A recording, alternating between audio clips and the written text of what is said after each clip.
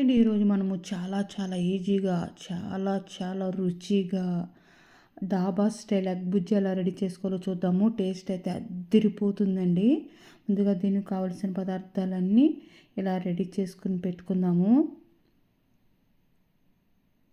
దీనికి కావాల్సిన పదార్థాన్ని ఇలా రెడీ చేసుకుని పెట్టుకున్న తర్వాత ఇనప మూకుడండి ఇది. ఇనప మూకుడు పెట్టుకుని ఆయిల్ వేసుకుని స్పూన్ జీలకర్ర వేసుకుని చిట్టుపట్లు అన్న తర్వాత కరివేపాకు కూడా వేసుకుని ఫ్రై చేసుకున్న తర్వాత ఉల్లిపాయ ముక్కలు పచ్చిమిరపకాయ ముక్కలు ఉప్పు వేసుకుని గోల్డెన్ బ్రౌన్ కలర్ వచ్చే వరకు వేయించుకుందాము. ఇప్పుడు ఒక స్పూన్ అల్లం వెల్లుల్లి పేస్ట్ కూడా వేసుకొని పచ్చివాసన కూడా దోరగా వేయించుకుందాము. మనం తీసుకున్న 2 టమాటాలు ప్యూరీ అండి ఇది.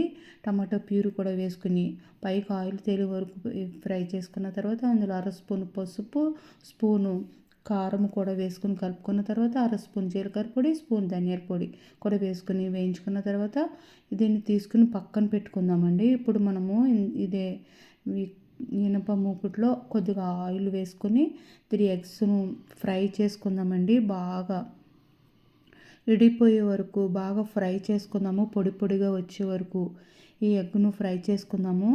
ఇప్పుడు చూడండి, ఎగ్ పొడి పొడిగా వచ్చింది. మనము తీసి పెట్టుకున్న కర్రీని కూడా ఇందులో వేసుకుని కలుపుకొని pinch of whole garam masala పొడి కూడా వేసుకుని కలుపుకొని ఫైనల్గా కొత్తిమీర వేసుకుంటే ఎంతో టేస్టీ డాబా స్టైల్ ఎగ్ బుజ్జి కర్రీ రెడీ. మీరు కూడా ఒకసారి ట్రై చేయండి.